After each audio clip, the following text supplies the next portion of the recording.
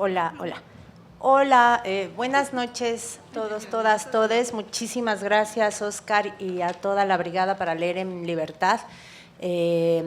Siempre un placer estar en las cosas que organizan, que ya se van poco a poco convirtiendo en un espacio bien importante de la Ciudad de México. Dice nuestra querida amiga Paula Mónaco, la feria más bonita son las que organiza la Brigada, porque son ferias horizontales, de plática, no de farándula, y bueno, así que recontentas de estar acá. Como decía Oscar, nosotras semana con semana hacemos la Mesa Roja, la pueden seguir por el canal de Pie de Página en YouTube. Y bueno, pues el esfuerzo es esto, ¿no? O sea, como traer temas a discusión e intentar, estudiándole mucho, pues acercar temas al debate público y intentar que el debate público sea un poquito mejor que lo que se da en los medios corporativos y tradicionales y en las múltiples mesas de señoras que abundan de señoros que abundan de aquí por allá. Entonces, bueno, el tema que quisimos traer hoy acá a la plaza pública es uno que compete a todos, a todas, a todes, que tiene que ver con la jornada laboral. Habrán visto que ya desde hace algunos meses, pero de manera muy importante en las últimas semanas, pues los medios y las redes han reportado lo que ha estado sucediendo en el debate legislativo y en algunas manifestaciones a raíz de la iniciativa que ya en el periodo pasado legislativo presentó la bancada de Morena con la propuesta de reducir la jornada laboral. En el legislativo pues se han dado muchas vueltas. En septiembre pasado la Junta de Coordinación Política la mandó al formato del Parlamento abierto para hacerse de opiniones expertas y voces diversas al respecto, y en octubre pasado se dio este Parlamento abierto y ahorita pues el Congreso lo acaba de volver a batear para procesar todo lo que salió en el Parlamento abierto hasta marzo del 24. La iniciativa que está a discusión impacta al artículo 123 constitucional, que es el que regula el trabajo. Actualmente y desde 1917 el artículo contempla que la jornada máxima diaria de trabajo es de 8 horas y que por cada 6 días de trabajo habrá de haber un día de descanso. Y eso pues suman 48 horas a la semana. La iniciativa lo que propone es que se mantenga la duración de la jornada diaria en 8 horas, pero que se establezca que por cada 5 días de trabajo haya al menos 2 días de descanso pagado, ¿no? Lo que reduce en 8 horas la jornada laboral. Y entonces esta reforma pues se conjunta con un paquete de reformas que se han venido implementando en la actual administración, en la administración de la así llamada Cuarta Transformación, que intentan impactar favorablemente a los derechos laborales, cuando menos pues otras dos saltan, ¿no? El aumento ya en 6 ocasiones al salario mínimo, que lo ha llevado a subir de 88 pesos que estaba a inicios de sexenio a 249 pesos hace poquito con el último aumento, y en enero pasado la reforma que establece en 12 días el mínimo de vacaciones pagadas al año, ¿no? Entonces, en este paquete de vacaciones pagadas, aumento al salario mínimo y ahora reducción de la jornada laboral, pues están algunos de los proyectos legislativos que la actual administración ha intentado llevar a cabo, no sin resistencia. Para empezar con la reflexión, pues avanzo nada más algunos datos. Según datos de la OCDE, México está entre los 5 países del mundo en los que se trabaja más. está en segundo lugar, superado solo por Colombia. Y si hacemos como la división del promedio de lo que se trabaja al año, pues salimos con que los mexicanos trabajamos más o menos 6 horas diarias sin descansar ningún día al año. En primer lugar está Colombia, en segundo, repito, México, y nos sigue Costa Rica, Chile y Corea. Y estamos bien lejos de los últimos lugares, que son países todos europeos. Los 5 países en los que se trabaja menos en promedio, pues el menor es Alemania, seguido por Dinamarca, Noruega, Holanda y Suecia. Parecería que entonces en Europa se trabaja menos, pero no es cierto, porque está esa otra Europa, la Europa del Sur. Grecia es el 6º país en el que más se labora. Y recientemente es el 7º país, perdón, y recientemente se presentó una iniciativa que la movilización de los trabajadores logró frenar, pero en la que se contemplaba una jornada laboral de hasta 13 horas diarias con solo un día de descanso, lo que retrocedería a Grecia a niveles como decimonómicos en términos de jornada laborales. Siguiendo un poquito con cifras para abrir el debate, según cifras de la Organización Internacional del Trabajo, México se encuentra también entre los 5 países en los que la legislación marca una jornada laboral más larga, y en esto pues está junto con El Salvador, también Colombia y Guatemala. Y más allá de lo establecido en la ley, pues tenemos que el 47% aproximadamente de los mexicanos y mexicanas tenemos jornadas laborales de hasta 48 horas semanales, y que el 27%, es decir, casi un 30% de trabajadores y trabajadoras en México trabajan más de 48 horas a la semana. De ese tamaño es como la situación que está puesta a discusión a raíz de la presentación de la iniciativa legislativa que está en el Congreso. Entonces, me gustaría pues empezar con dándole la palabra a Diana, intentando como empezar con un panorama general que nos permita entender por qué el debate sobre la jornada laboral es un debate central, porque ahí se juega algo fundamental, y no de ahorita, sino si nos ponemos a ver la historia, pues desde el siglo XVIII, XIX, es decir, la lucha por la jornada laboral empezó con el capitalismo mismo, apenas se asentó el capitalismo y empezó la lucha por la reducción de la jornada laboral. En algunos países las primeras luchas obreras tuvieron que ver justo con eso, de reducirla de las 15, 18 horas que contemplaba pues a unas 10, 12 horas. Ya la primera internacional tuvo una de sus principales demandas, la reducción de la jornada laboral a 8 horas, y también en México una de las primeras demandas que congregó al movimiento obrero fue la de la reducción de la jornada laboral, de tal manera que en la Constitución de 1917 ya se plasmaba esta duración, ¿no? Entonces estamos ante un clásico, digamos, o sea, el tema de la jornada laboral es un clásico de la lucha obrera.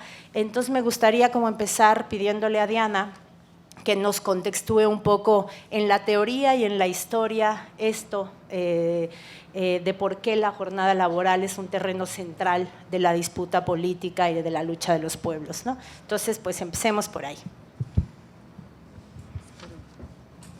Mejor me acerco porque no se mueve. Bueno, pues muchas gracias. Es la primera vez que hacemos la Mesa Roja en vivo, con público directo, digamos. Siempre es en vivo, pero estamos en Zoom, y entonces ahí uno se da el lujo de hacer cosas que a lo mejor acá no, como tener las notas y consultarlas repentinamente. Pero ya Tere ha puesto el tema que nos ocupa y que nos interesa particularmente por lo que ella ya misma señalaba. La lucha obrera por la reducción de la jornada de trabajo es una de las luchas más emblemáticas, digamos, de este antagonismo constitutivo de las sociedades capitalistas, que tiene que ver con la confrontación entre los intereses de quienes poseen la riqueza o los medios de producción que la generan y aquel otro grupo, que es el más amplio y al que pertenecemos todas y todos los presentes, sin lugar a dudas, que es el de las y los trabajadores que tienen que vender su fuerza de trabajo para obtener los medios de subsistencia que nos permitan ir llevando la vida, ¿no? Entonces es una de las luchas más emblemáticas, puesto que en el tema de la jornada de trabajo se juega nada más y nada menos que el asunto de la ganancia de los propietarios de los medios de producción, de los capitalistas. Marx, que fue, sin lugar a dudas, que es el gran teórico que explica la explotación en las sociedades contemporáneas, pues nos da cuenta de cómo en el capitalismo la ganancia no se obtiene por tener muchas riquezas nacionales en recursos naturales o por tener muchos caminos o puentes.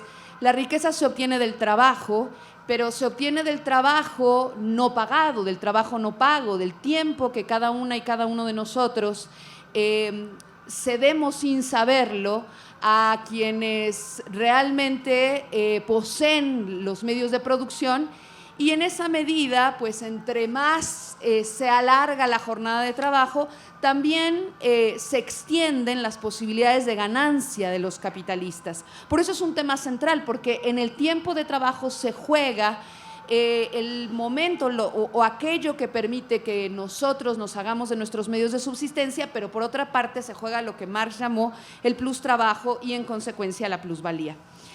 Y hoy por hoy, como hace 2 siglos, los argumentos en contra de la reducción de la jornada de trabajo siguen siendo básicamente los mismos. Entonces, como ahora, lo que se decía era que finalmente reducir la jornada de trabajo iba en detrimento de la ganancia, y tenían razón, ¿no? Pero solo si se piensa en una sociedad en la que la ganancia de la riqueza socialmente constituida se acumula en un pequeño sector de la sociedad y no se distribuye al conjunto de la sociedad. En esa medida, en el siglo XIX, como ahora, lo que se argumentaba era que si se reducía la jornada de trabajo, entonces eso iba a poner en crisis a los capitalistas, que iban a entrar en un colapso, y entonces la sociedad toda no iba a entrar en un periodo de barbarie insufrible e increíble. Bueno, eso decían en el siglo XVIII, cuando la jornada de trabajo era de 16 horas o 18 horas, ¿no? Es decir, y cuando se baja la jornada de trabajo, primero se baja a 12, y en la heroica y, digamos, reconocida fecha como la más importante batalla ganada por la clase obrera en torno a este tema, que fue en 1848, el 1 de mayo, la jornada se redujo a 10 horas. Y para entonces, claro, los capitalistas, entonces como ahora, pues se les ponían los pelos de punta diciendo, no, pero vamos a quebrar todos y nos vamos a ir la sociedad toda al carajo. Y no, pues no se fue al carajo, por supuesto. Lo que sucede es que eso obliga a que haya una necesaria redistribución de la riqueza. Ahora, ¿cuál es esta historia de manera sucinta para tenerla en consideración, ¿no? Decía Marx en el Capital, en el célebre capítulo 8, donde hace una historia precisamente del tema de la jornada de trabajo y además de la historia de la lucha por la misma, dice ahí, lo cito rápidamente: la fijación de una jornada laboral normal es el resultado de una lucha multisecular entre el capitalista y el obrero, es decir, es una lucha que ha trascendido el tiempo y que sigue estando absolutamente vigente. ¿Y qué querría decir eso de una lucha o de una jornada más o menos normal? Ya desde el siglo XIV se fijó en Europa el primer intento de legalizar el trabajo, o sea, de normar el trabajo, de que hubiera cuántos días a la semana, cuántas horas, ponerle límites a la jornada de trabajo, porque fíjense ustedes que Marx describe muy bien cómo es que en el inicio, en los orígenes del capitalismo, el capitalismo sigue una estrategia ya probada, digamos, en las sociedades precapitalistas para explotar y obtener riqueza de las y los trabajadores. Y esa estrategia probada es hacernos trabajar muchas horas. Es decir, si quieres obtener una buena ganancia y estos trabajan en lugar de 8, pues que trabajen 10, que trabajen 12, que trabajen 14. Y entonces Marx describe cómo en ese periodo de expansión, la primera fase del capitalismo, pues las jornadas de trabajo eran absolutamente de muerte, ¿no? Se llevaba a las mujeres y a los hombres a morir en la extenuación absoluta, y había, por ejemplo, el ejemplo extremo era el trabajo de los niños, ¿no? Entonces, niños de 6, 8, 10 años podían trabajar 12 horas diarias, 14 horas diarias. Las primeras leyes ya en el siglo XIX que trataron de contener la explotación del trabajo a los niños decían que los niños no debían trabajar más de 8 horas, ¿no? Entonces, digamos, para que vean de qué tamaño era la explotación. Y claro, cuando se produjo esto, luego los capitalistas, como suele suceder, le encontraron algunos vacíos y huecos o estrategias para evadir la ley. Y entonces, por ejemplo, lo que encontraron era, ¿qué tal si los hacemos trabajar si dicen que no más de 8 horas? Bueno, entonces que trabajen ahorita 7, pero por la tarde otras 7 y luego al otro día otras 7. Y entonces le encontraban estrategias para evadir la ley. Entonces, durante todo el siglo XVIII, ¿no? Previo a 1848, el año de la primavera de los pueblos, de la gran organización obrera en Europa, la primera, dice Hobsbawm, ¿no? En donde la clase obrera es consciente de ser clase obrera, hay una serie de reformas que tienen la intención de frenar, de contener la explotación laboral. Pero al mismo tiempo, fíjense que Marx describe que el capitalismo descubrió como una nueva estrategia. ¿Por qué? Porque a los seres humanos nos pueden explotar muchas horas, pero tenemos un defecto los seres humanos como fuerza de trabajo, un defecto para el capital. Y el defecto es que dormimos, comemos, y si no fuera así, pues nos explotarían todo el día, a toda hora. Pero esto es un defecto humano y morimos, ¿no? También es un defecto para el capital. Entonces, pues eso era un límite para la explotación, porque no nos pueden hacer trabajar 24 por 24 todo el tiempo. Y entonces, para que la tasa de ganancia se incrementara, ya no se podía seguir explotando a los trabajadores en estas jornadas extenuantes, y lo que sucedió históricamente es que el capitalismo se recompuso, y lo que se descubrió es que con una reorquestación interna del trabajo y gracias a las innovaciones tecnológicas, pues tú puedes tener a trabajadores durante 8, 10 horas, pero lograr que esas 10 horas sean absolutamente efectivas. Es decir, ¿no? Que el tiempo es dinero, y extender la tasa de explotación y la tasa de plusvalor a partir de esa reestructuración del proceso productivo. Entonces dice Marx, claro, pero entonces uno supondría, si las innovaciones tecnológicas permiten que haya más producción en menos tiempo, pues tendríamos que tener más tiempo libre, ¿no? Entonces ahora sí ya deberían dejarnos ir a nuestra casa temprano. Y por supuesto que no. Lo que sucedió es que con todo y estas innovaciones, las jornadas de trabajo siguieron siendo muy largas. Y por lo tanto, cuando Marx describe en ese capítulo del Capital, como tantos otros historiadores, la lucha por la jornada de trabajo de la clase obrera en el siglo XIX, lo que demuestra es que la clase obrera, particularmente la inglesa, que es donde finalmente sirve de laboratorio experimental en un primer momento, lo que pasa es que la clase obrera le arrebata a los capitalistas la jornada de trabajo en una lucha muy, muy feroz y muy cruenta por otra parte, ¿no? Entonces, bueno, por eso es que la serie de cambios que se dieron en el orden del trabajo en beneficio de las y los trabajadores han sido el producto de la lucha organizada de los mismos, nunca han sido una concesión del capital. Y lo mismo podemos decir no solo para ese periodo, ¿no?, en el que se asentó eso, sino lo que vino también después, ¿no? Después de 1848, el 1 de mayo, donde se establece como definitiva la jornada de trabajo de 10 horas, para 1915 es cuando se fija, ya nos decía Tere, finalmente la jornada de trabajo de 8 horas, y no se hace en un país central, no se hace en un país altamente industrializado, sino en Uruguay, en América Latina. Y ahí en la ley, que lo que se conoce como la ley del trabajo obrero, se finca la jornada de trabajo de 8 horas por primera vez en la historia moderna. Después, por supuesto, esto se replicaría ya en la Unión Soviética después de la Revolución Bolchevique en 1917, y por supuesto en la Constitución de avanzada de nuestro país también del 17, en el 123, que ya mencionaba Tere, y que es el que ha sido modificado tantas veces y sobre el que ahora se piensa esta reciente reforma, ¿no? Y en esta larguísima historia de la lucha de las y los trabajadores, podríamos reconocer además lo que ha sucedido en el que llamamos y conocemos como el periodo neoliberal, ¿no?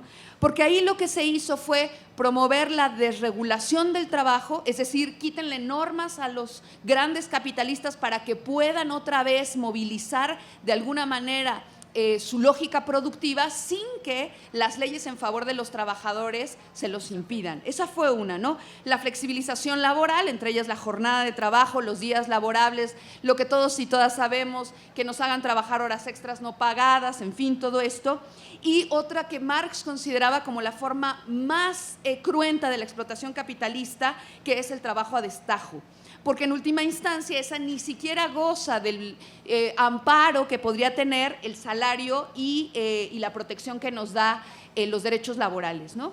Y finalmente, pues cerrar con una idea que me parece importante en torno al tema que teníamos hoy.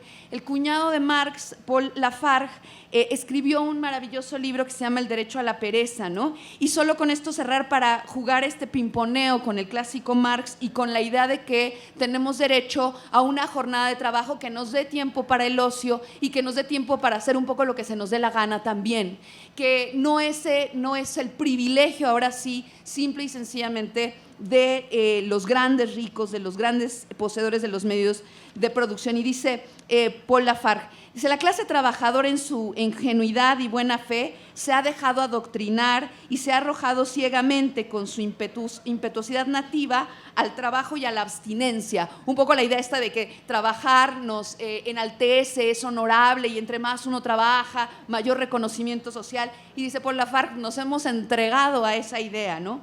La clase capitalista se ve condenada a la pereza y al goce forzado, porque estos siempre tienen mucho tiempo libre, de ahí su frivolidad también, ¿no? A la improductibilidad y al plus consumo. Pero si el trabajo de bestia aniquila con su carne y atenaza los nervios, el exceso de consumo no es menos fecundo en sufrimientos también para la burguesía. Entonces estamos en una sociedad en la que el trabajo y el goce y el disfrute están en una tensión en la que son en exceso frivolidad para unos, mientras que para otros se vuelven algo prácticamente inalcanzable. Y ya.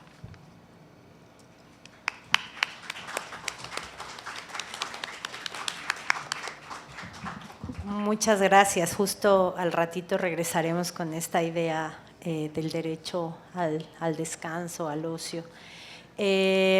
Justo la historia de la lucha por la jornada laboral ha tenido importantes triunfos que han empujado en distintas sociedades a que los dueños de los medios de producción tengan que ceder en la concesión de menores jornadas laborales. Al respecto hay experiencias recientes que nos demuestran que en realidad de reducirse a 40 horas en nuestro país, pues todavía nos mantendría bastante lejos del escenario al que se ha logrado llegar en algunas otras sociedades. Para poner algunos ejemplos nada más, muy recientemente quizás lo monitorearon en medios, en el 2022, en Francia entró una regulación laboral que implica una jornada laboral de 35 horas semanales, obligatoria para todo empleador. Lo que la acerca a cosas que ya sucedían en Dinamarca con una jornada laboral de 37 o en Suiza con 35 horas también. En América Latina, desde 1997, en Ecuador, por ejemplo, ya hay una jornada laboral de 40 horas y en abril pasado, quizá también lo estuvieron revisando, se aprobó una reducción paulatina de la jornada laboral desde 48 a 40 horas laborales. Entonces eso nos hace preguntarnos pues qué pasa en México, ¿no? ¿Por qué nos está costando tanto trabajo?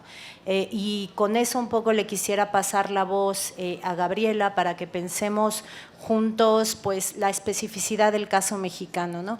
Por un lado, pues la realidad aplastante del empleo informal, lo cual deja a parte importantísima de los y las trabajadoras por fuera del amparo de lo que se conquiste en la Ley Federal del Trabajo y en el 123 constitucional, una condición, la de la informalidad, que pues agrupa a casi la mitad de quienes en nuestro país trabajan por un salario, ¿no?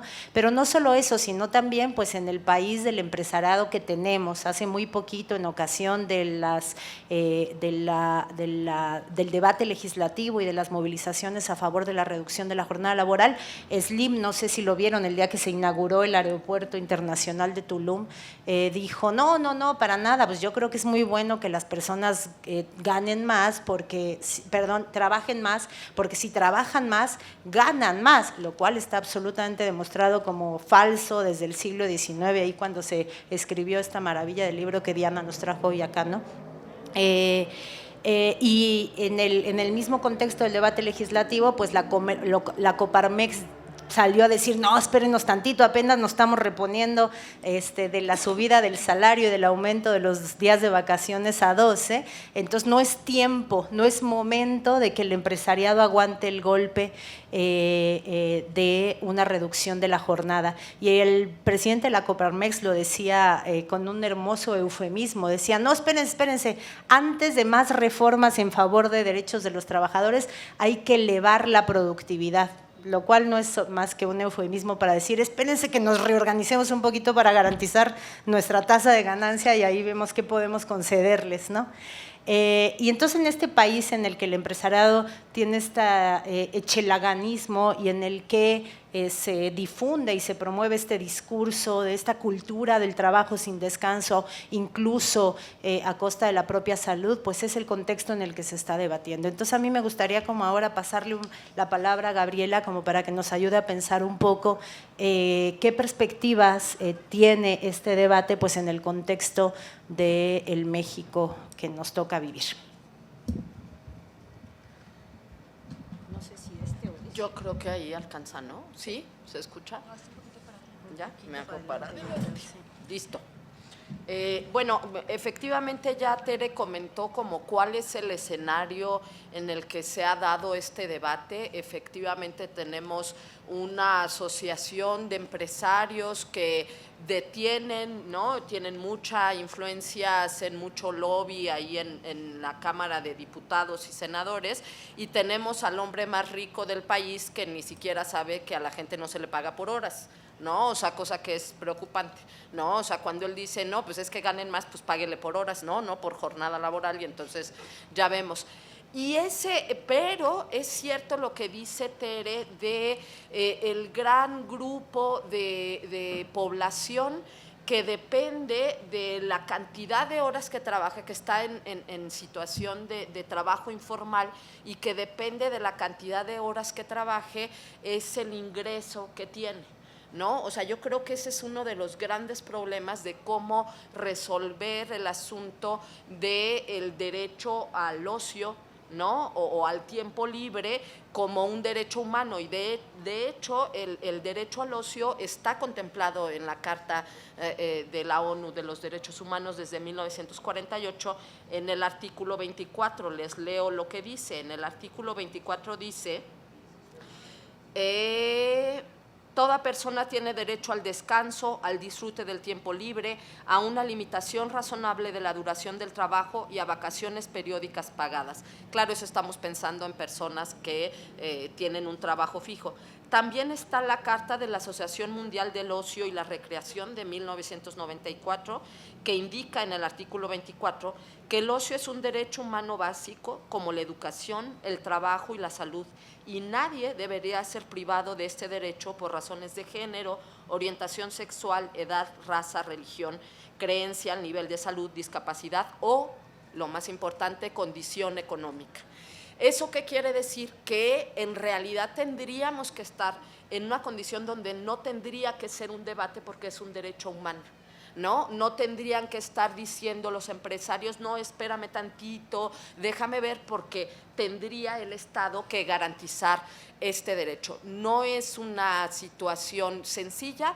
Yo creo que hay dos cuestiones que se tendrían que trabajar en México. Una tiene que ver para el lado de los trabajadores asalariados, cómo reactivamos la cuestión del mejor sindicalismo que el PRI nos dejó hecho trizas, ¿no? Nosotros tendríamos que estar viendo por parte de los sindicatos, cuando pararon la iniciativa y la dejaron en suspenso, tendríamos que haber visto a todos los sindicatos tomando las calles, tal como se hacen las mejores tradiciones. Ahí sí, no me gusta reconocerles muchas cosas, pero sí en Europa, ¿no? Los sindicatos europeos son muy potentes para defender y para haber logrado estas jornadas mucho más favorables, ¿no? Y aquí lo que vemos y lo que tenemos es sindicatos que funcionan muchas veces para el patrón o que funcionan para líderes sindicales añejos que se han hecho ricos con el trabajo de sus agremiados.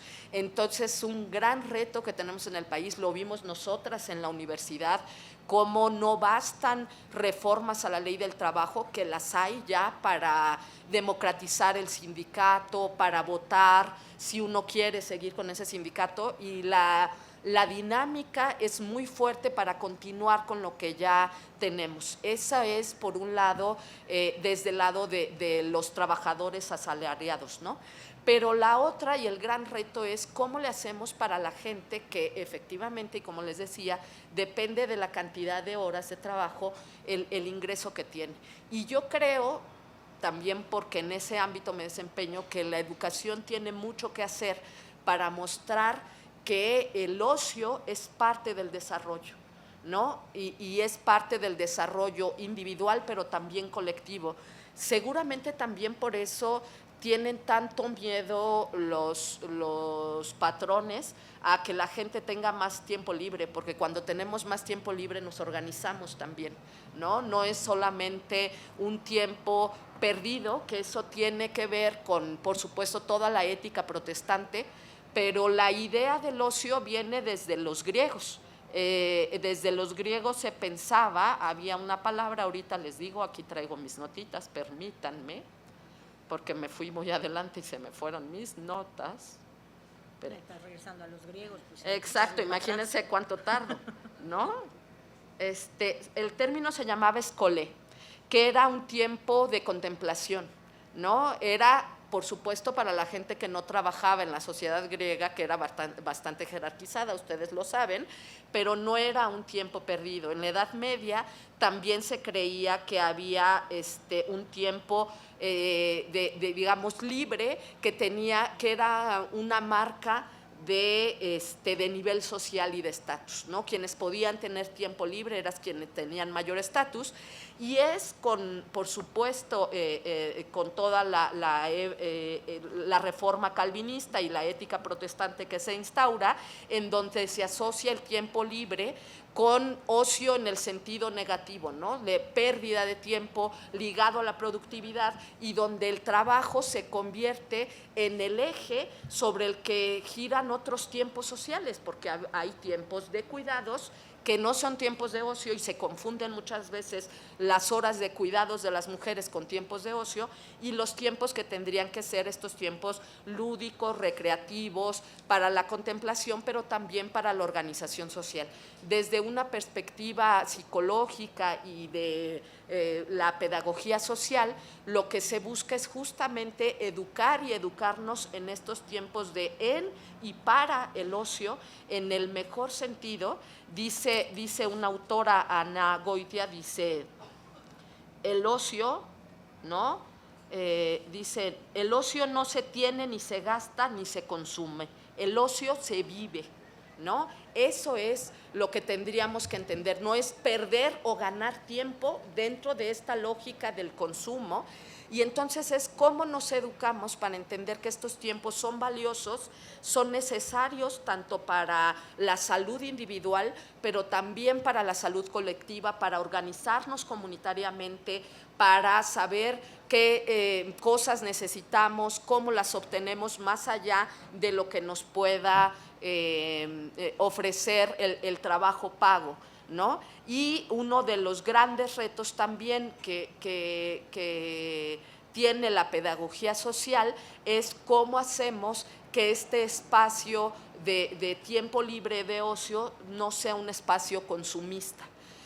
Por ejemplo, este espacio en el que tenemos de las sillas para acá, sería como esta idea de cómo nos encontramos, cómo compartimos ideas, etcétera, pero está asociado, y no es crítica, ¿no? Digo, yo soy una compradora compulsiva de libros, pero si se fijan siempre le asociamos esta cuestión también de un espacio en el que salimos también a comprar cosas. Y ahí el problema de eso, incluso cuando decimos vamos con los niños al parque, pero hay que ver si tenemos dinero para que se suban al caballo y a las ruedas de la fortuna, etcétera, entonces eso vuelve a estar condicionado y vuelve a estar ligado con niveles socioeconómicos. Entonces lo que tendríamos que lograr son educar y educarnos en espacios de ocio en donde el nivel socioeconómico no sea una limitante para poder gozar de esos espacios, y entonces tendríamos que encontrar esos espacios en donde no haya consumo, ¿no? Sino que haya este encuentro, esta plática, yo preparo el lunch y me lo llevo para compartir y intercambiamos cosas, etcétera, ¿no? De comida, ¿no? Entonces, bueno, yo creo que esa es, digamos, como un trabajo que podríamos seguir en el país, ¿no? Tendríamos que estar exigiendo a nuestros representantes, decirles, no es una discusión para mañana, es un derecho humano que tú tienes que garantizar. Y por otro lado, para las personas que no dependen de un patrón y de un trabajo asalariado, pues también ver cómo estos espacios constituyen espacios de desarrollo, porque el único desarrollo no es el desarrollo económico, ¿no? Ahí tendríamos que librarnos de esta idea del echeleganismo, ¿no? Y yo lo dejaría por ahí.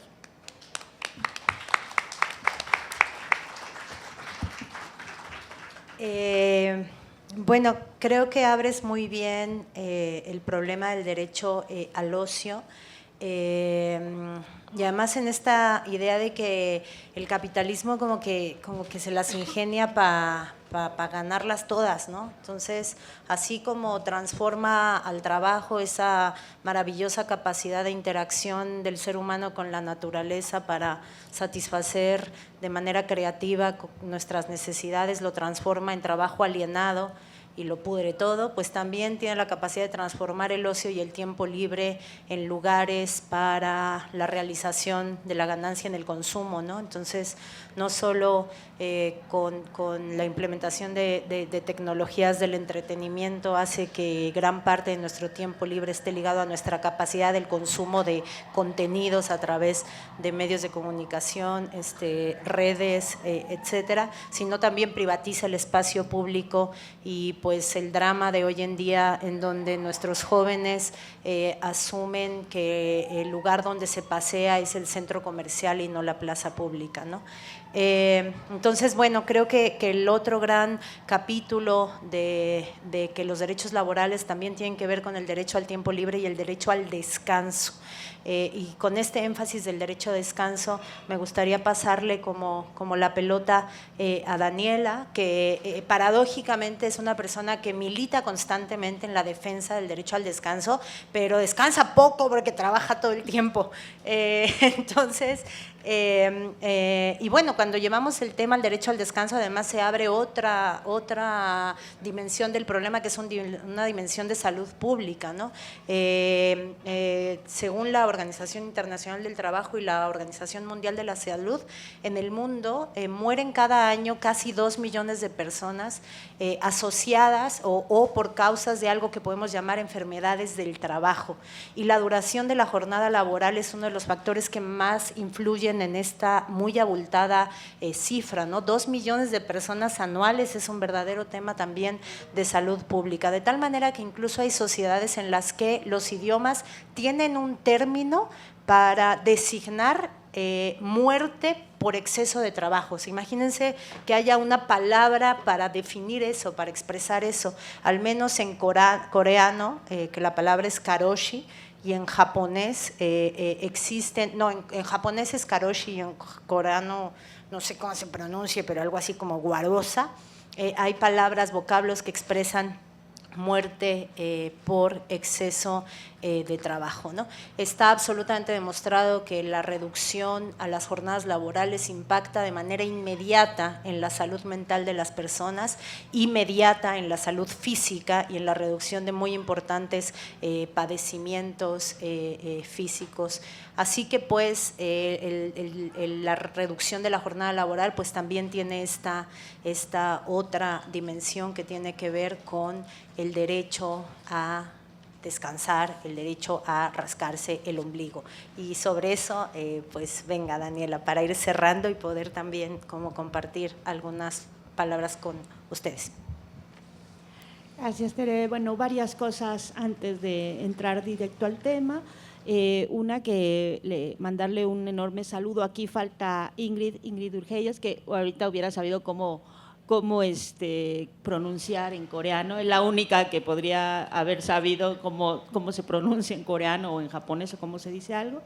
Y también decirles, agradecer aquí a la Brigada para Leer en Libertad, que se generen estos espacios donde podamos tener estas discusiones en las que nunca vamos a tener el punto final de nada, sino más bien el punto de inicio de largas discusiones que para nosotras, desde que se creó desde que empezamos a hacer esta mesa roja, pues creo que ha sido motivo de un aprendizaje colectivo cada semana, cada lunes en la mesa roja. Y lo ratifico cada vez que las escucho y digo, oh, eso no lo sabía, y apunto, y luego ya me veo yendo a buscar más información sobre cosas que digo yo, me vuela cuando las escucho, porque siempre desde las distintas disciplinas podemos ir aprendiendo muchas cosas. La otra cosa que quería también decirles es que al inicio, cuando Tere, tú estabas dando estos datos y que decías que no sé qué porcentaje, porque aquí lo apunté, pero no, que tiene más de 48 horas laborales, decías 27% o algo así, yo le decía, ay, yo creo que es la primera vez que estoy en un grupo mayoritario, ¿no? De esta mayoría que trabaja más de 48 horas porque es una mayoría, un tercio de la población que asume que trabaja más de 48 horas a la semana, y yo sin duda estoy en ese grupo. Y es una discusión que a veces tengo yo conmigo misma, porque es algo que nos hemos ido autoconvenciendo de que es absolutamente necesario. Y nos hemos ido convenciendo, nos hemos ido autoconvenciendo como parte de un discurso y una narrativa que se va construyendo y que se ha ido construyendo para hacernos perder derechos que ya habíamos ganado. Cuando dicen 1848, fíjense nada más, 1848 movimiento obrero, wow. 1917, Constitución Política de los Estados Unidos Mexicanos, artículo 123, aquí hay una calle muy cerca que se llama artículo 123, que muchos jóvenes quizá ni tienen idea por qué se llama artículo 123, aunque pasen por ahí.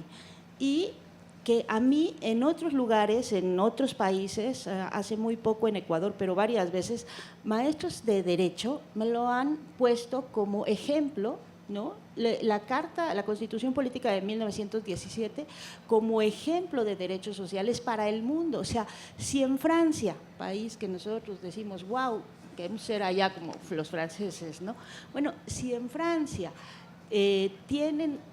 intentan aumentar la jornada laboral, les paran los sindicatos, le paran todo, les para el transporte, o sea, son luchas durísimas y no ceden ni un poquito. Bueno, esos franceses se lo copiaron a México, se lo copiaron a la Constitución de 1917, porque eso fue de avanzada en su momento al inicio del siglo pasado, pues era como wow, todos decían wow, ¿no? Estos mexicanos están muy avanzados, y copiaban y luego se lo apropiaron, y nosotros después tuvimos 1948, Declaración Universal de los Derechos Humanos, y así nos seguimos ganando derechos hasta que de pronto empezamos a perderlos. Y empezamos a perderlos por lo que bien decía Gaby en algún momento, el tema de cómo el PRI, ese PRI que se fue anquilosando, más bien fue generando una dinámica en la que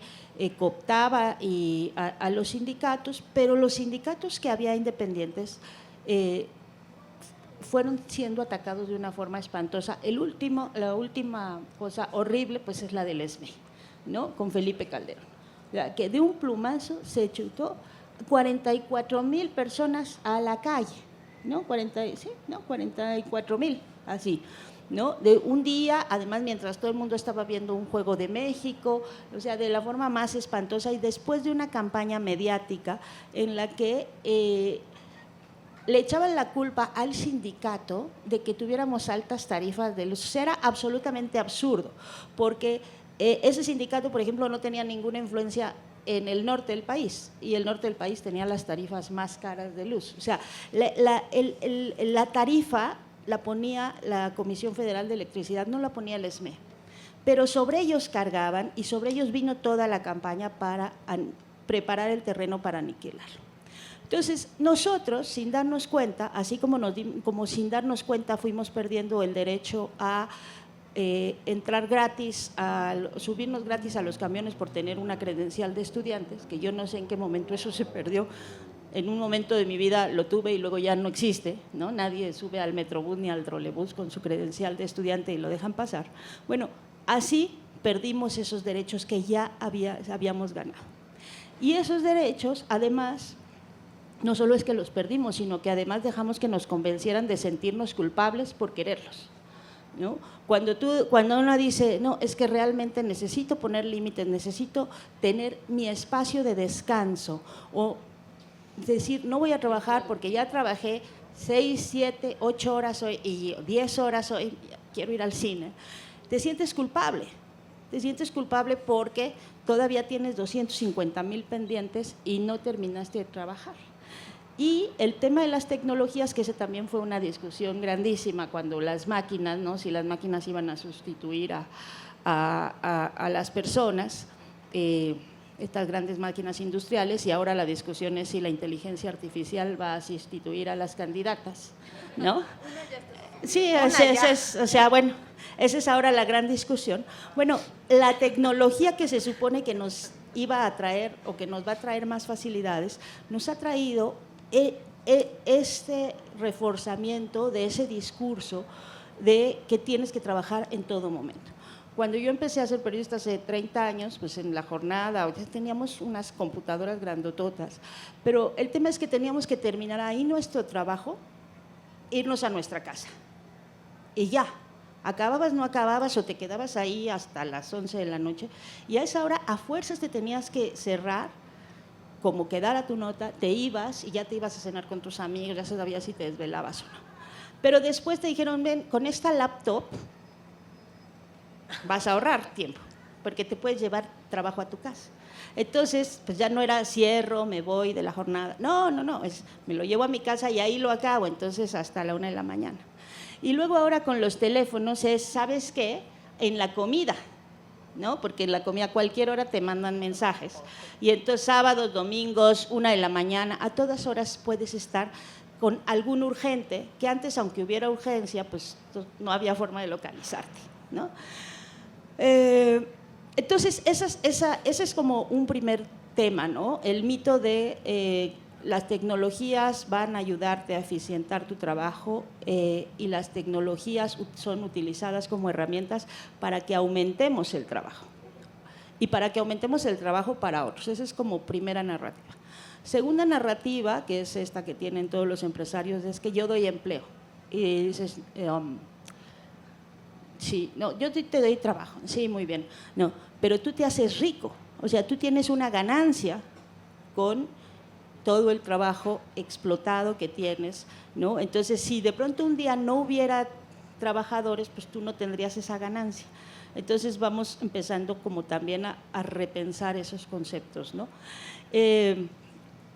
Porque no nos damos cuenta, y cuando te das cuenta tienes que estar, en el caso muy concreto de los periodistas, trabajando en 4 lugares y además agradeciendo que te den el trabajo. Cuando dices, pero a ver, algo no está cuadrando, ¿por qué tengo que tener 4 trabajos? ¿Por qué tengo que aceptar condiciones de outsourcing, de pago no sé qué, porque no tienen dinero, según nos dicen los medios, porque hay una crisis de medios. Y entonces dices, bueno, pero ¿por qué Ili o Azcárraga pues se van a festejar a Navidad en sus yates o alguna cosa así? O sea, hay una cosa en ese discurso que no tiene sentido, pero ya no somos capaces de detectarlo. Y la última cosa que les quiero compartir como parte de estas reflexiones que traigo, y con este pleito conmigo misma, porque por una parte creo muy necesario que logremos hacer medios de comunicación sustentables. La idea de hacer la mesa roja es un poco eso, que podamos ir generando medios distintos a los que existen. Pero por otra es como no sé si es el autoflagelo, ¿no? De al final de decir, bueno, creo que esto es necesario, pero entonces el asunto es que tengo que poner mi cuerpo al triple para poder entrar en este mercado y en esta competencia y en este absurdo. De verdad creo que es un absurdo el tema de este discurso de trabaja, nunca, porque entonces si no dejas de trabajar no tienes tiempo de pensar, entonces no tienes tiempo de cachar los falsos discursos de quienes te dicen que tienes que trabajar. Y luego no tienes tiempo de organizarte y no puedes crear sindicatos y no puedes generar comunidad ni puedes generar un conocimiento epistémico. Lo único que necesitas es, una comunidad epistémica, lo único que necesitas es dormir en tu tiempo libre, ¿no? En las 3 horas que te quedan libres, pues lo único que puedes hacer es dormir. Entonces se hace un círculo del que nunca vamos a salir. Entonces, insisto, peleándome conmigo misma, la tercera reflexión tiene que ver con el tema de las mujeres. Las mujeres, hasta el último dato que tenía, creo que aportamos con el trabajo no asalariado, que es el que no se considera, que es el de la casa, el de los cuidados, etcétera, etcétera, del que luego hablamos mucho, y parece que es un tema de mujeres, pero no es un tema de mujeres. Debemos estar aportando ahorita como el 25% del PIB, con ese trabajo no remunerado, con ese trabajo que nadie ve, con ese trabajo que nadie trabaja.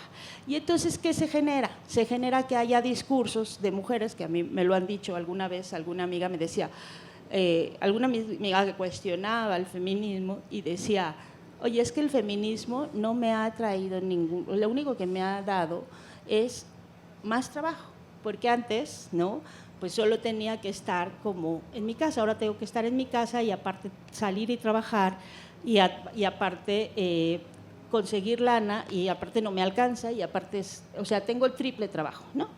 Entonces yo le decía, es que eso no te lo ha dado el feminismo, mija, eso te lo ha dado el capitalismo, a ver cómo te explico, ¿no? O sea, el feminismo en todo caso nos da las posibilidades de entenderlo, pero el capitalismo es lo que al final de cuentas genera estas dinámicas en las que, y que sí, eso sí tiene razón, ese trabajo no remunerado que lo siguen teniendo, esas ganancias siempre las tienen los dueños de los medios de producción, esos extras. Entonces, eso que antes nuestras mamás, nuestras abuelas no salían a trabajar, nosotras salimos a trabajar, es ganancia para los dueños, pero que sigamos haciendo y encargándonos nosotras de los temas de los cuidados en la casa, también es ganancia para el capital. Y al final reproducimos una serie de cosas que seguimos dándole ganancias y una y otra vez a estos señores que tienen ese famoso 1% que concentra el 50% de las riquezas de este país y sobre todo montado cada vez más en los cuerpos de las mujeres que trabajamos. Cada vez más, con la pandemia todavía se aceleró, con la pandemia, porque quienes se tenían que quedar en la casa cuidando con los niños, que los niños estaban, las escuelas cerradas, las mujeres. Entonces, carga, sobrecarga, y eso creo que para quienes estemos aquí, para quienes tengamos hermanas, hijas, primas, amigas, hay que de alguna manera tratar de explicarles y de compartir todo lo que podemos aprender en esta hermosa mesa roja, es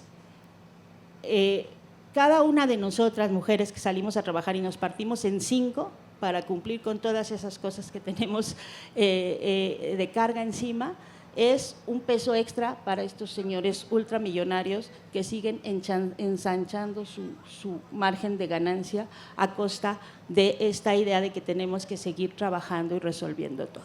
Y hasta ahí me quedo, porque si no voy a terminar en el psicólogo en lugar de aquí disfrutando de la mesa, ¿verdad? Pero bueno, hasta ahí vamos. Muchas gracias, Daniela.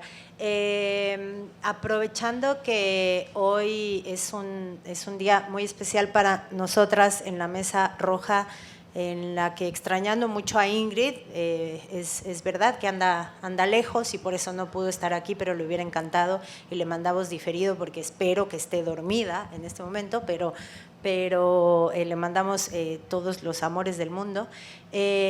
También este día es especial para nosotros porque pues generalmente tenemos ahí el chat que además no lo sabemos ver en tiempo y forma y entonces como que nos distrae así como para escucharles, ¿no? Entonces pues uno de los grandes como aciertos de la Brigada para Leer en Libertad es abrir el foro, no solo como generar espacios más como catedráticos, ¿no? Entonces pues quisiéramos hoy dar chance, si el tiempo lo permite, de que pues gente que venga por acá, sí, acá Oscar sabe, pues que alguien del público si quiere decir algo, compartirnos alguna sapiencia o reflexión al respecto, pregunta, lo que sea, pues lo haga. Así que venga. ¿Se puede, Oscar? Sí, ¿verdad? Sí hay tiempo. Es la última mesa de esta noche, de manera que podemos colgarnos un poquito más, pero seamos breves y para ser democráticos, ¿no? Para permitir que todos hablemos, porque sí tenemos solo media hora más, pero espero que dé tiempo. Si no, yo. Adelante, compañera, por favor, acá para que quede a la posteridad.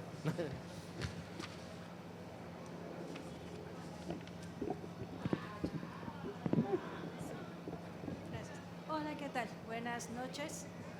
Mi nombre es Laura Flores, soy profesora de la Facultad de Economía de la UNAM y suelo seguirlas en sus programas, también en todos en los que puedo a pie de página. Y bueno, aquí los comentarios que me van surgiendo, digo, tengo muchas preguntas, también me surgen algunas otras dudas, pero yo creo que lo comentaron en su momento. Creo que esta propuesta de disminuir las horas, que en realidad están pensando que en vez de un día de descanso se tengan 2, más que reducir las horas en los días laborales, ¿de qué manera debe ir complementada por otras políticas o por otras herramientas, ¿no? Porque como le decían, ¿qué va a pasar con esta capacidad de ocio más prolongada, ¿no? Sentarnos a ver televisión donde te manejan y que te dicen que consumas y que no solamente te salgan con virus comunistas y no sé qué, ¿no? Entonces, ¿qué otra forma de política puede implementarse para precisamente llenar esos huecos que hay, ¿no? Porque pues lo hemos visto en Iztapalapa, que hay estas utopías y que son talleres lúdicos, no solamente para las personas mayores, para los niños, convivencias familiares y demás, ¿no? Ya lo decían, no solamente irse a consumir o pasear a los centros comerciales, sino disfrutar de los espacios como en los que estamos ahorita, ¿no? La Alameda digamos que ya tiene un tiempo que se ha recuperado y que las familias ya vienen hacia acá, ¿no? Pero también está el otro punto que absorbe no solamente a los trabajadores, sino en la cotidianidad de cada uno de los que vivimos en la Ciudad de México, que es la movilidad.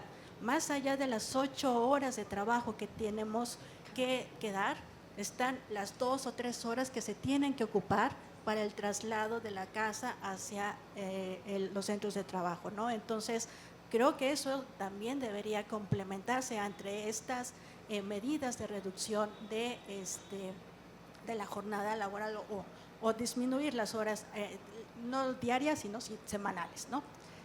Y la otra pregunta, que para no acaparar, es creo que la pregunta del millón. Ya lo comentaban en su momento, en el 68 se empieza a tener esta visión de la población como clase obrera, ¿no?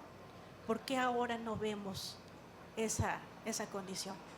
¿Y de qué forma podríamos llevar esta conciencia de clase para, pues, con esta medida, y que de alguna manera se ha estado postergando en la legislatura, digamos, es para que estuviéramos movilizándonos en las calles, ¿no? Para que todos estuviéramos ahí y que esto se cumpla. No vemos estas movilizaciones. ¿Qué está pasando? ¿Qué es lo que tendría que pasar? ¿O qué es lo que tendría que hacerse para que se llegue a esta conciencia? Digamos, y nada más. Felicidades.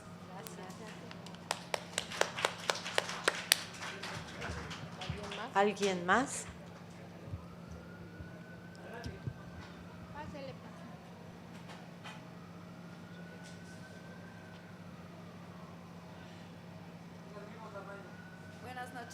Buenas noches, soy Julia Escalante, estoy muy contenta de verlas en vivo, las veo todos los lunes. Y yo quería compartir un poco cómo es que efectivamente el tema de la jornada nos tendría que estar movilizando mucho más, ¿no? Cómo es que hablamos, por ejemplo, de los derechos adquiridos, ¿no? de la clase trabajadora. Obviamente fue producto de una lucha de la organización, pero justo con el ESME, ¿no? Se dijo que el sindicato, por todos los derechos adquiridos a través del contrato de trabajo, salía muy caro para la empresa, ¿no? Que era un costo excesivo y que entonces esos derechos se interpretaban para el poder como privilegios. Yo soy trabajadora del Poder Judicial de la Federación y justo es un tema que se ha abordado últimamente, ¿no? O sea, se ha hablado que los derechos que tiene el trabajador y la trabajadora del Poder Judicial de la Federación no son derechos, que son privilegios, pero son también producto de la lucha y de la organización de otros que estuvieron mucho antes, ¿no? Y solamente decir que esto de la jornada de trabajo también es una falacia, porque la realidad es que incluso las 48 horas reglamentarias, ¿no? Hay muchísimas personas trabajadoras, desde obreras, obreros, empleados públicos, empleados privados, que trabajan muchas más horas, ¿no? Incluso que ni siquiera se les reconoce el pago de las horas extras, ¿no? O sea, yo soy administrativa, pero tengo colegas, secretarias, secretarios de juzgado, que entran a trabajar a las 8 de la mañana y salen 10, 11 de la noche, si bien les va, porque cuando es jornada completa son 7 días a la semana que no salen de un juzgado, ¿no? Entonces, así hay muchas personas trabajadoras que incluso en la formalidad están en una condición de precarización, de explotación abrumadora, ¿no? Y lo que ya ustedes comentaban, hay además una buena cantidad de personas que vemos justo aquí en la Alameda, que están en total informalidad y que yo veo a la señora de los chicles a las 11 de la noche con sus 3 niños ahí en la intemperie para ganarse el salario, ¿no? Entonces, sí me molesta muchísimo que incluso no solo Slim o este señor de la Coparmex, sino que Andrés Manuel haya dicho, vamos a ver, vamos a consultar, como si no hubiera habido suficientes consultas, suficientes foros, vamos a pensarlo más, ¿no? Creo que esa declaración nos tendría que haber movilizado mucho más como trabajadoras y trabajadores. Gracias y felicidades.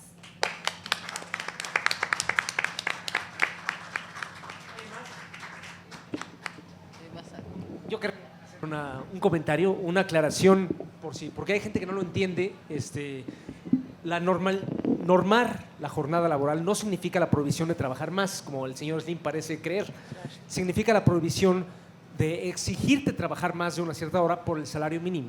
O sea, se pueden trabajar los sábados, pero lo van a pagar doble o lo van a pagar como horas extras. No es que se prohíba trabajar más de 40 horas, es que más de 40 horas son horas extras, como debe ser, ¿no? O sea, aquí nadie está diciendo es que yo necesito mis horas extras para poder vivir y me van a pagar menos. No, el chiste es que, o sea, normar está asociado con el salario mínimo, por eso también es importante que el salario mínimo, según la Constitución, sirva para sostener a una familia, no a un individuo, a una familia, en todas las necesidades de una familia, y que 40 horas de trabajo basten para ganar un salario. Eso es lo que estamos luchando, que 40 horas de salario basten para ganar un salario que permita sostener una familia. Imagínense qué lejos estamos todavía de esa realidad, ¿no?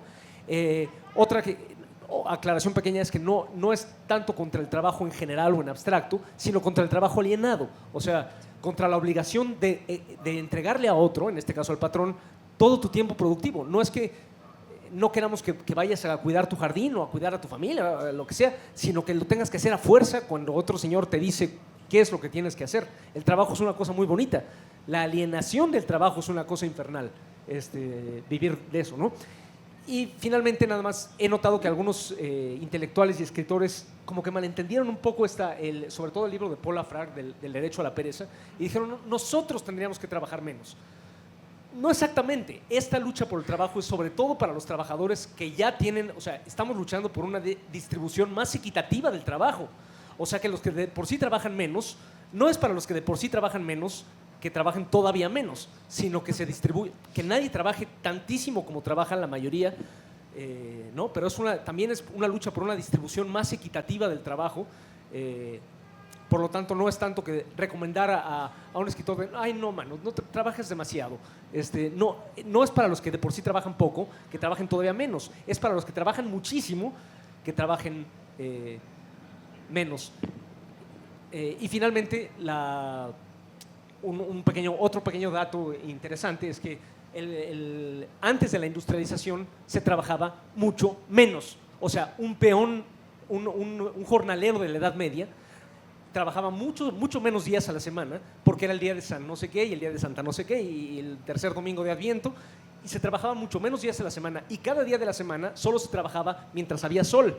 Entonces la industrialización trajo muchísimo más explotación, porque el trabajo humano, la explotación, es lo único que produce plusvalía y lo único que produce ganancia, y por lo tanto no es que se produjeran más cosas lo que los capitalistas buscan al adquirir nuevas tecnologías. Es tecnologías que les permitan explotar la única cosa que les da riqueza, que es nuestro trabajo. Felicidades, mil gracias por estar aquí.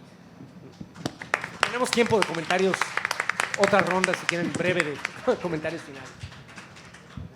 ¿Les parece que en el mismo orden un comentario final? Diana. Bueno, son un montón de cosas, ¿no? Primero, quizá este comentario sobre cómo hemos también, como que nos hemos apropiado del discurso del privilegio, y ahora todo es un privilegio, ¿no? Entonces, tener salario mínimo es un privilegio, pero solo en la medida en que hay una precarización generalizada. Solo así podría ser visto como un privilegio y no como un derecho o como el triunfo de una lucha que a lo mejor ya nos quedó tan a la distancia que ya no sabemos reconocer. Pero yo recuerdo también la serie de cosas que decían cuando la lucha del ESME y todo esto, decían, es que miren lo que ganan y cuántos días de vacaciones tienen. Y claro, a la mirada del nivel de explotación contemporánea, pues uno dice, ¿y yo por qué no tengo vacaciones y ellos sí? Y lo que logran con eso es que en lugar de que nosotros nos veamos lo que tenemos en común con esos trabajadores, que nos confrontemos como trabajadores, que nos veamos como enemigos entre nosotros, cuando en realidad con quien tenemos algo en común es entre nosotros y no precisamente con aquellos que hacen del tiempo de ocio ese sí un privilegio, porque no hicieron nada para ganárselo. Lo tienen de facto, nacen con él y ya, lo ejecutan y lo ejercen. En cambio, todo lo otro sí es parte de aquel grupo social al que pertenecemos, y eso me permite ligarlo con la otra idea de por qué quizá no nos estamos movilizando, porque claro, todo esto se está dando como un debate legislativo absolutamente necesario y que tenemos que ayudar a empujar, pero ciertamente no es el resultado de la movilización de los y las trabajadores, y eso sí también es un síntoma, ¿no?, de algo muy importante, porque significa que seguimos como en esa ola temporal ya tan larga en la que seguimos sin vernos como trabajadores. Fue todo un trabajo de operación ideológica y de lucha y de represión efectiva el que nos convencieran de que no somos trabajadores, el que nos convencieran de que somos emprendedores, le estamos echando ganas, estamos colaboradores, socios, es decir, toda una serie de conceptos e ideas para diluir diluir el hecho de que somos trabajadores, que tenemos que hacernos de un salario para tener una vida, para hacernos de los medios de nuestra vida. Y también toda una lógica que presupone que hay trabajos de primera, de segunda y de tercera, y entonces hay trabajos de primera que merecen, ¿no?, las cosas que tienen, y los de tercera, pues ¿para qué están ahí, no? Entonces también nos han diluido la conciencia de la colectividad. Por eso sí vale la pena insistir. Claro, contra esto lo que se dice, no, pero el trabajo no es el mismo que en el siglo XIX ni en el siglo XX. Vean, ahora están los celulares, las computadoras, y entonces ya nada tenemos que ver con el trabajador industrial. ¿Qué vamos a tener que ver con esos? Y la realidad es que tenemos mucho que ver, porque en última instancia nosotros trabajamos por un salario. Y justo como decía Óscar, el tema es distribuir la riqueza y distribuir el trabajo. O sea, que todos trabajemos menos, incluso en los trabajos que parezcan más duros, ¿no? Como el trabajo de un obrero, de una obrera. No es un trabajo sencillo, físicamente difícil, complicado. Pero ¿qué pasaría si a ese trabajo solo vas 3 horas? ¿Sí? La diferencia vital de ir a ese trabajo, que puede ser muy duro físicamente, es absoluta, es total. O vas menos veces a la semana y obtienes ese mismo salario, y me lleva al otro punto, que implicaría también que aquí lo que tenemos que crear es una visión de mundo integral, de cómo les arrancamos también lo que han hecho y lo que nos han vendido como las actividades que deberíamos desarrollar en el tiempo del ocio, ¿no? El tiempo del ocio ha sido también enajenado, y entonces se nos ha también difundido este estilo de vida en el que se presupone que el tiempo libre es el tiempo del consumo, y esta proyección del American Way of Life, del estilo de vida americano para la clase media, que entonces si tienes tiempo libre es para irte a meter, ni siquiera comprar, porque a veces ni tienes dinero, es para ir a ver, ¿no? Y crearte un anhelo, un deseo. Entonces también tenemos que arrebatar y pelear por una visión integral que contemple que estar en nuestras casas y cocinar es trabajo, pero que también lo podemos hacer con gusto y con placer, y que cuidar a nuestros hijos y cuidar a nuestros ancianos también es trabajo, pero que lo hacemos, es un tiempo que donamos, que damos de nosotros para construir nuestra colectividad, y eso también pasa por el tiempo del ocio.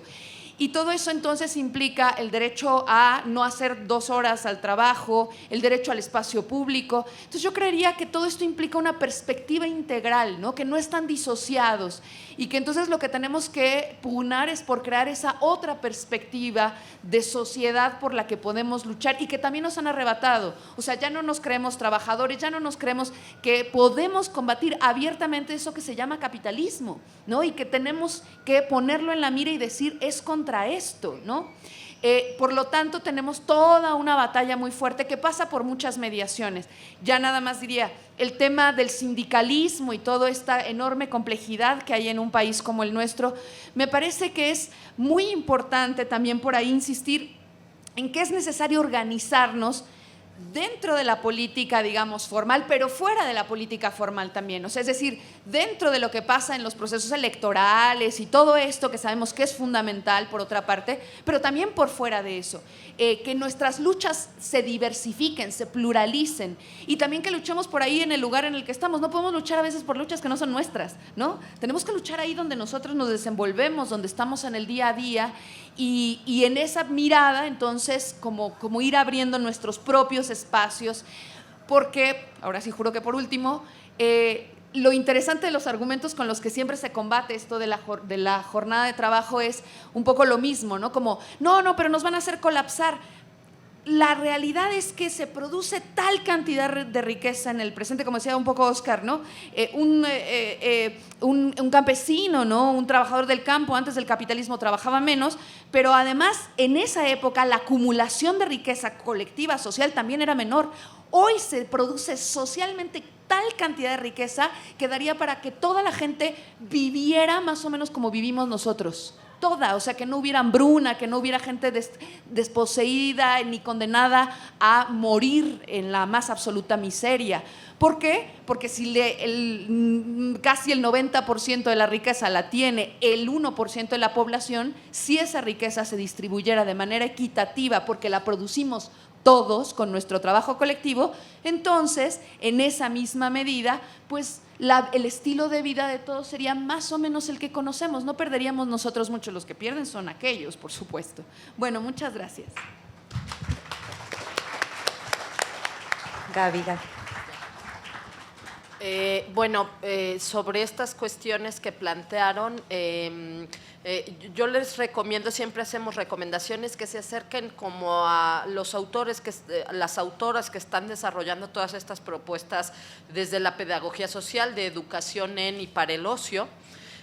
Porque justamente lo que plantean es que en esos espacios hay procesos de humanización y que el ocio es un espacio con valor en sí mismo. Y efectivamente, cuando decimos ocio, nuestra sociedad nos hace pensar en alguien sentado sin hacer nada, que, como les dije, los griegos valoraban también el estar pensando sentado sin aparentemente hacer nada.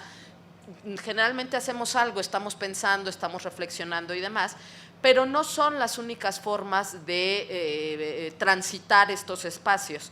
O sea, ni tampoco es, por ejemplo, lo que decía la compañera, bueno, no la vamos a pasar consumiendo medios. Bueno, también hay un valor en eso, pensemos el espacio que nos damos para ver películas, ¿no? Y lo que eso nos hace reflexionar, pero hay otro que es muy importante y lo mencionaba Óscar, que es pensar que esos espacios los podamos destinar para el desarrollo colectivo. Pensemos en la idea del tequio.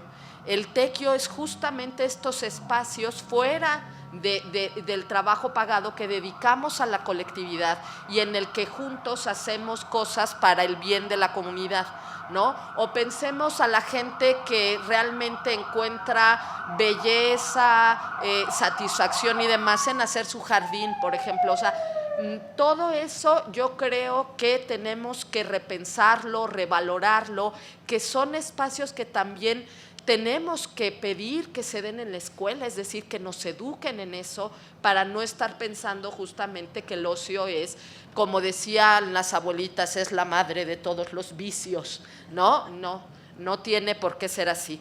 Y también en esta apuesta que yo siempre hago por la educación y pensando en la participación que ustedes decían, también tendríamos que reapropiarnos de nuestras propias instituciones. Tenemos un Instituto Nacional Electoral que gasta un dineral para organizar elecciones y es lo único que hace. Pero en realidad ese sería un espacio, digamos, de educación ciudadana y de participación ciudadana, y que no nos han dejado apropiarnos de él, hay que decirlo, y sobre todo en la anterior administración, ¿no? Pero que tenemos que también plantear qué hacemos con esos monstruos que tenemos, que cuestan un dineral, que nos cuestan a nosotros un dineral y que no nos están sirviendo para, por ejemplo, la participación. ¿Cómo hacemos para que esto que yo les mencionaba y que decía Dani, el haber pospuesto la discusión sobre la jornada laboral tendría que habernos lanzado a todos a las calles a parar las ciudades y parar el país hasta que eso no se resolviera, y no fue así. Entonces ahí hay un asunto de educación y de participación ciudadana que estos espacios fomentan, pero estos son espacios informales. Entonces tendríamos que verlo también cómo empujamos a las instituciones a hacerlo, cómo empujamos a las instituciones educativas también a generar estas reflexiones, a generar esta formación, etcétera. Y sobre el asunto de los sindicatos, creo que también necesitamos, por supuesto, aquellos que son de cuello blanco y que sirven solamente para simular que se tienen, reapropiárnoslos, y aquellos, porque yo trabajo en una institución en donde tampoco funcionan, tenemos dos, uno de cuello blanco y otro que tampoco funciona de la mejor manera posible o de la más generosa posible, y tiene que ver con los pactos que se han hecho de quienes se han enriquecido con los sindicatos. Es decir, esas personas han usado los sindicatos para darles, ahí sí tengo que decirlo, como ciertas prebendas a favor de que los sigan enriqueciendo. Y eso hay que decirlo y hay que hablarlo y hay que ponerlo en la mesa de discusión, ¿no? De cómo realmente rearmamos nuestros sindicatos, aquellos que ya funcionan para que funcionen de la mejor manera posible, lejos de esos pactos en donde el líder daba esas cosas para que lo eligieran eternamente, y tenemos líderes de 30 años que han dado concesiones que no tienen la mayoría, por ejemplo, de otros sindicatos, y ahí tendríamos que ver cuáles son lo que tendría que tener la mayoría y luchar por derechos de las mayorías. Y por otro lado, aquellos que no funcionan, pues que efectivamente sean espacios de representación. Entonces yo diría eso, tenemos mucho trabajo que hacer en cuestiones del sindicalismo. Dani. Yo diría, sí, tenemos mucho trabajo que hacer, pero también hay que irnos a descansar, porque es lunes y porque tenemos que tener energía para seguir. Hay que entender esto como carreras de largo aliento, hay que tener también claro y ubicar y tratar de tener los puntos medios, ¿no? Entre sí son batallas dicen por el sentido común, batallas por las narrativas, batallas que hay que dar, pero tenemos que estar fuertes para aguantarlas. Eso es muy importante. Y para eso necesitamos pues tener estos espacios que no nada más es estar tirado en la cama viendo el techo, que también es útil a veces, sino para tener estos espacios. Preguntaba cómo le hacemos, ¿no? Y yo lo que he visto en los últimos años son experiencias bien interesantes, por ejemplo, de mujeres en el Pacífico de Colombia, reivindicando las cocinas, reivindicando las terrazas como lugares de acción política, porque en las terrazas, mientras están preparando la cocina y mientras están platicando, están pensando y están diseñando acciones políticas, o estaban haciéndolo, ¿no? Para antes de la elección de Colombia el año pasado. Entonces, ese tipo de cosas, esta mesa, que además ustedes no lo saben, pero la otra semana, que es 25 de diciembre, dejamos el programa grabado. Y entonces, para contarles el origen de la mesa y el origen de la rojillez de cada una. Y de verdad, son conversaciones larguísimas que uno disfrutamos, bueno, yo disfruto enormemente, no tienen nada que ver con trabajo, es más, apago mi teléfono y digo, no veo a nadie porque no me interesan, porque estoy aquí platicando con mis amigas de la Mesa Roja, y estás haciendo una acción política, porque estás definiendo, estás pensando, estás construyendo en colectivo, ¿no? Y esas cosas también son posibles y son necesarias dentro de todo lo que se tendría que hacer integralmente. Lo que decías de la movilidad, también hay que quitarnos a veces culpa, porque de pronto y nos pasaba mucho con el tema de las víctimas.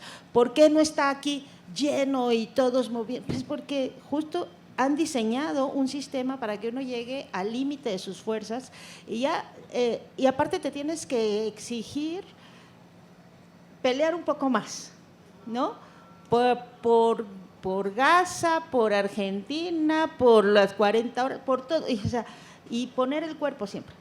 No, o sea, tenemos que aprender a dosificar algunas cosas para poder enfrentar y también, como dice muchas veces Alina Duarte, a elegir batallas, porque no puedes estar en todas, o no en todas en todos los momentos, ¿no?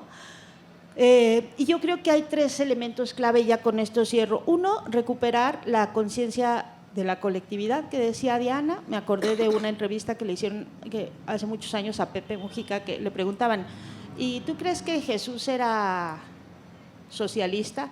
Decía, no, yo creo que la humanidad es socialista. Tiene apenas unos 200 o 300 años capitalista, ¿no? Pero 300.000 años el ser humano, el Homo sapiens socialista, o sea, nuestra esencia es colectiva, ¿no? Recuperar la conciencia de clase, asumir que sí, aunque hemos tenido avances en ciertas cosas, somos trabajadores, todos somos trabajadores, a veces autoempleados, ¿no? A veces con empleos informales, a veces con empleos chafas, pero en realidad no tenemos, los que estamos aquí, o bueno, a ver, que levante la mano el que tenga su empresa con 2.500 trabajadores, o sea, no la tenemos, ¿no? No somos esos dueños de los medios de producción, con distintos niveles, que ya también platicamos alguna vez de lo que implica también esos distintos, esa enorme franja que hay entre lo que es ser trabajador, pero somos trabajadores. Y lo último, apostar por la memoria social. Creo que una de las cosas que nos ha dejado de ejemplo trago amargo, por ejemplo, ahorita de Argentina, o incluso los que votaron por Bolsonaro, que eran los que había sacado, o sea, mucha de la gente que salió de la pobreza por los programas contra el hambre de Lula, terminó votando a Bolsonaro. Muchos de estos jóvenes, porque no tienes una conciencia de cómo llegaste ahí. No, muchas de las cosas, por ejemplo, del desprecio que tenemos por el trabajo del campo, porque no sabemos lo que cuesta, y por eso puedes tirar la comida, desperdiciarla, porque no sabes lo que le costó a los trabajadores recolectar el jitomate o recolectar el pepino, recolectar el limón. Te llega a tu casa, no sabes cómo llegó, y entonces si se echa a perder, pues ni modo, se echó a perder, no te lo vas a comer echado a perder, ¿no? Pero un trabajador, alguien que tuvo que trabajarlo y cargar las cubetas de Aquilo por $1, eso no lo tira, o sea, y no deja que se le eche a perder, porque sabe lo que cuesta. Entonces, nosotros en algún momento se pierde ese eslabón, se pierde esa memoria de lo que llegó, o sea, de lo que tuvo que pasar para que las mujeres pudiéramos estar aquí usando pantalón y tener derecho al voto, para que podamos tener agua en nuestras casas, o sea, todas esas cosas que ya vas adquiriendo como sociedad se olvidan colectivamente.